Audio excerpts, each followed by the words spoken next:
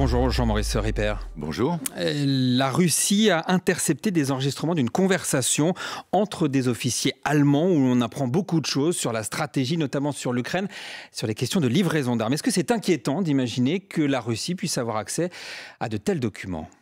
C'est inquiétant, mais ça n'est pas surprenant. C'est la surprise générale qui me surprend, pour être honnête. Et je suis d'ailleurs plus surpris par le fait que l'armée allemande et les services de renseignement allemands se soient fait prendre au piège que par le fait que les Russes aient essayé et manifestement réussi. Bien sûr que les services secrets et les services de renseignement russes essayent d'intercepter les communications.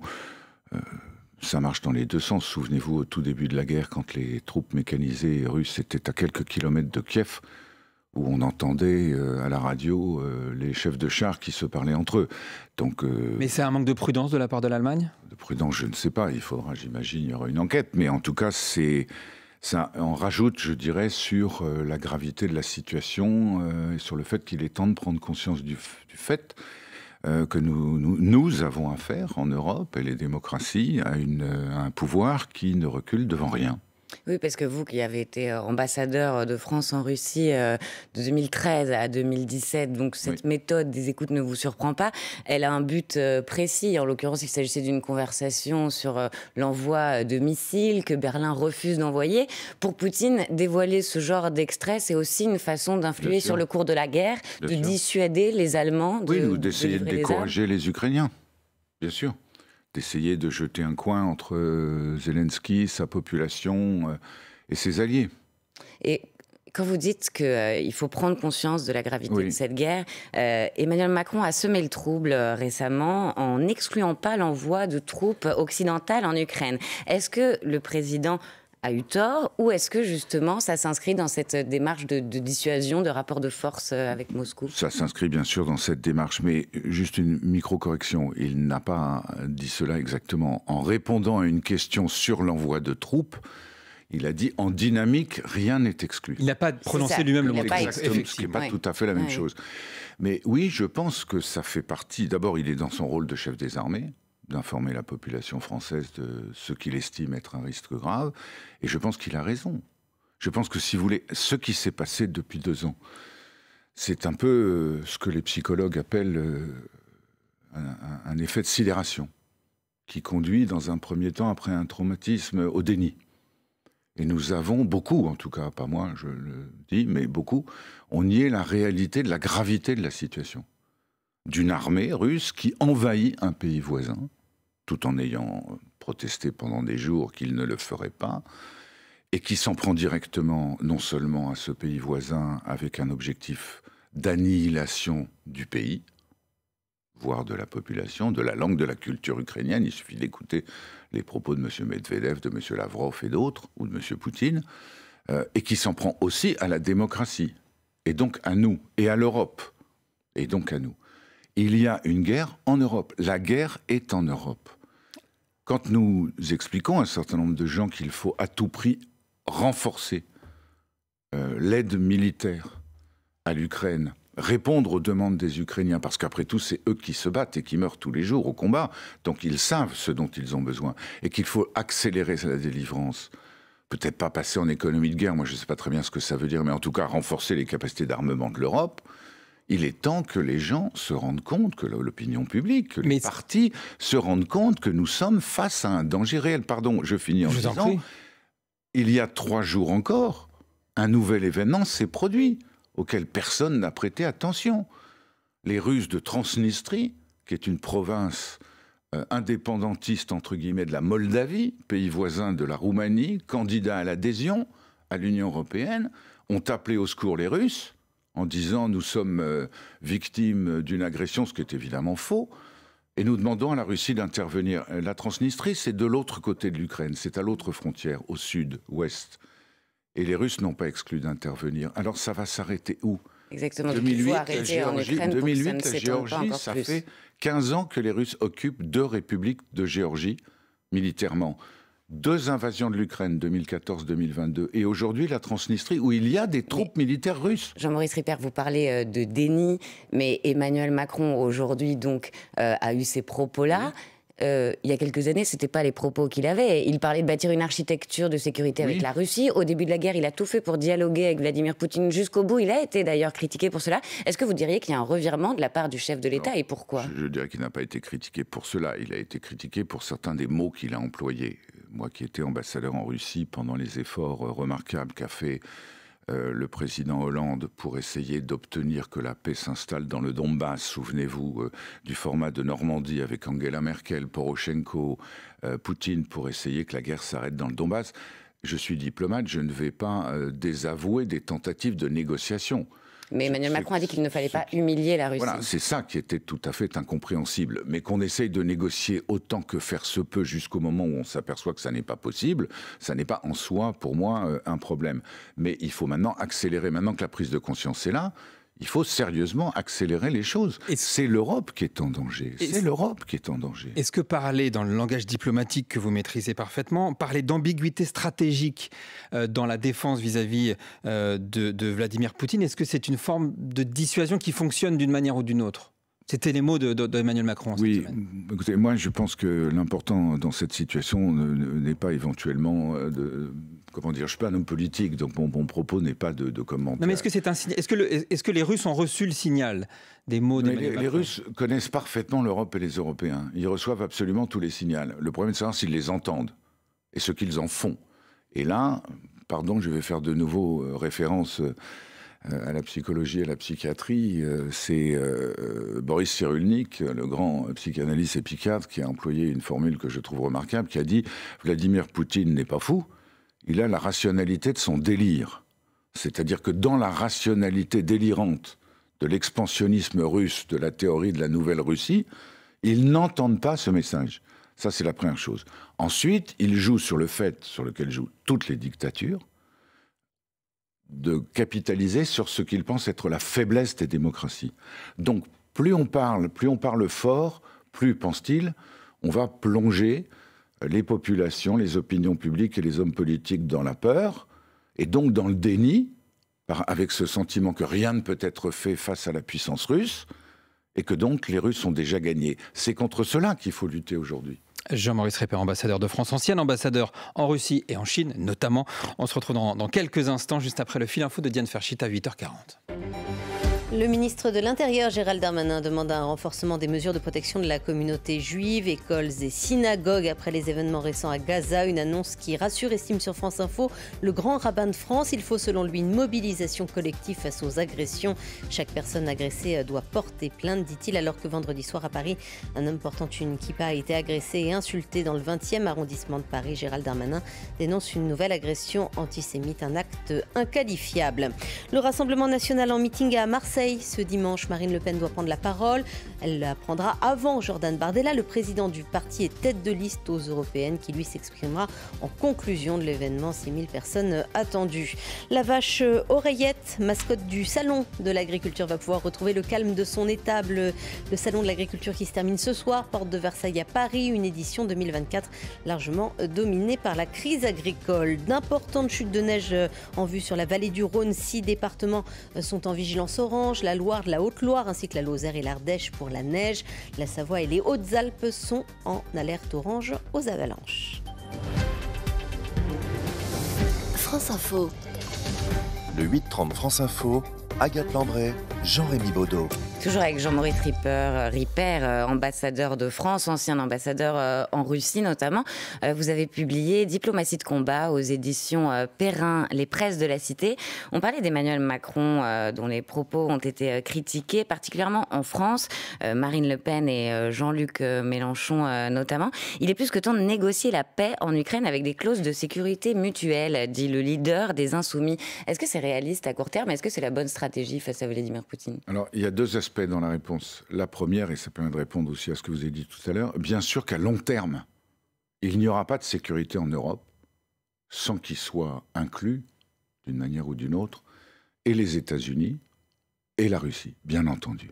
C'est le besoin de paix dans notre maison commune qu'est l'Europe fait que nous devrons en arriver là. Mais nous ne le ferons pas avec Vladimir Poutine, c'est clair. Il n'en veut pas. Il veut simplement rétablir les frontières de l'Empire russe, c'est-à-dire de l'URSS. On y reviendra si on parle de Navalny et de politique intérieure. Donc ensuite, l'attitude des uns et des autres en France, elle est liée soit à l'idéologie, c'est probablement le cas pour les gens que vous avez cités, mais aussi par précisément ce que je disais tout à l'heure, cette fascination pour la force, pour la soi-disant grandeur qu'on ne pourrait acquérir que par la force. C'est là-dessus que joue Vladimir Poutine, bien sûr.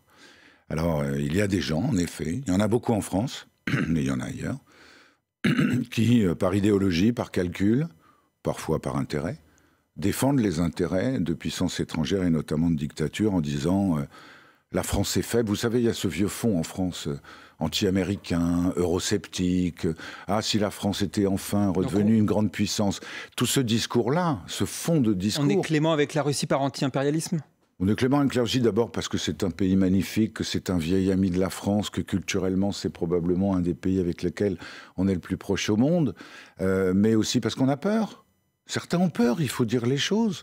Si vous dites qu'on est au bord de la guerre, alors il faut se mobiliser. Moi je comprends qu'un certain nombre de gens n'aient pas envie de dire ça, mais je pense qu'ils ne se rendent pas compte des dégâts qu'ils provoquent dans l'opinion publique, cette cassure de l'unité nationale, et tout ça au nom, finissons-en là-dessus, d'un pseudo-gaullisme totalement fabriqué. Car pendant toutes les crises qui se sont déroulées pendant que le général de Gaulle était au pouvoir, jamais il n'a hésité, quand il fallait choisir son camp, entre le monde libre, pardon de cette vieille expression, et l'URSS, que je sache. Vous parliez de la peur. Certains n'ont pas eu peur. Ils étaient des centaines, des milliers en Russie à défiler sur la tombe d'Alexeï Navalny au lendemain d'obsèques à Moscou. Des milliers de Russes se sont rendus vendredi, bravant les menaces du Kremlin. Vous vous attendiez à une telle mobilisation d'une partie? Alors, encore une fois, c'est plusieurs milliers de personnes dans un pays qui est gigantesque, mais ça dit quand même quelque chose? Ah non, 16 000 personnes dans la rue pour braver la police, pour enterrer Navalny, c'est colossal. Il faut voir ce que c'est que la Russie d'aujourd'hui. Pardon, excusez-moi. La Russie d'aujourd'hui, c'est une dictature. Il n'y a pas de presse, il n'y a pas de parti, il n'y a pas de syndicat, il n'y a pas de débat, il n'y a même pas de candidat aux élections présidentielles en dehors de Poutine. Et c'est le pouvoir absolu aux Siloviki, les forces de sécurité dans toutes leurs déclinaisons. Il faut un courage inouï pour aller manifester. Outre le fait qu'il fait un froid de canard, un blizzard, moi je l'ai vécu, évidemment, il fait très très froid l'hiver, c'est extraordinaire. Alors qu'est-ce que cela dit qu'il se soit mobilisé? Et ça rappelle, moi je l'ai vécu, l'assassinat de Boris Nemtsov. Parce que ce n'est pas la première fois que Poutine assassine d'une manière ou d'une autre ses opposants. Souvenez-vous d'Anna Politkovskaya, cette journaliste. Souvenez-vous de Boris Nemtsov. Et pendant plusieurs jours, pareil, les Russes venaient, les Moscovites venaient déposer des fleurs que la police enlevait pendant la nuit. Et ils revenaient le lendemain. Il reste puissant, il reste en place. Oui, mais il muselle tout. Bien sûr qu'il est puissant et il reste en place. Oui, sauf que avoir peur d'un homme mort montre aussi combien il a peur, ce régime. Être obligé de s'en prendre à l'enterrement d'un homme montre la peur de ce régime. Et vous avez vu, coïncidence épouvantable, que 2 jours avant, le régime russe a condamné à 2 ans et demi de prison Oleg Orlov, qui est un homme extraordinaire, qui préside toujours d'ailleurs, depuis des années, le Centre Mémorial, c'est-à-dire un centre créé par, souvenez-vous, Andrei Sakharov et Elena Bonner, prix Nobel de la paix, pour commémorer la mémoire des victimes du Goulag. C'est-à-dire qu'aujourd'hui, Poutine interdit qu'on commémore les victimes du Goulag. Les masques tombent.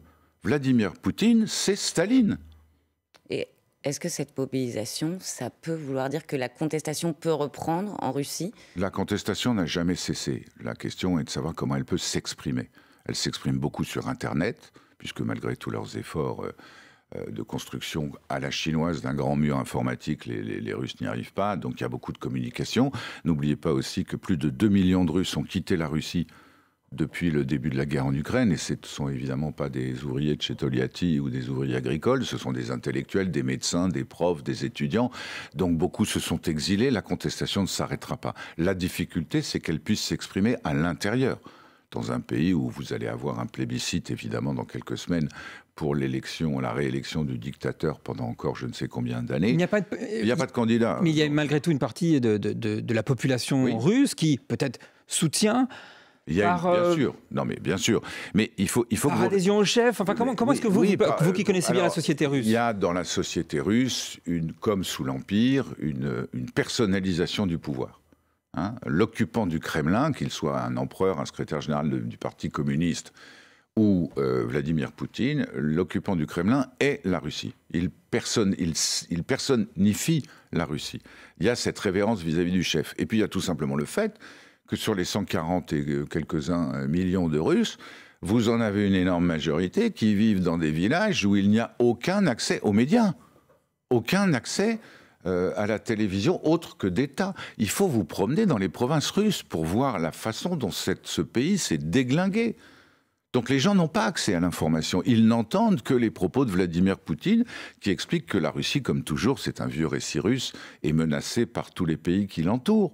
Et puis, cet appel à la renaissance de la puissance russe, bien sûr, il y a des Russes qui y sont sensibles, mais les autres, les opposants, hélas, surtout, n'ont aucune forme, aucune façon de pouvoir s'exprimer. Monsieur l'ambassadeur, les discussions reprennent au Caire aujourd'hui sur une trêve à Gaza.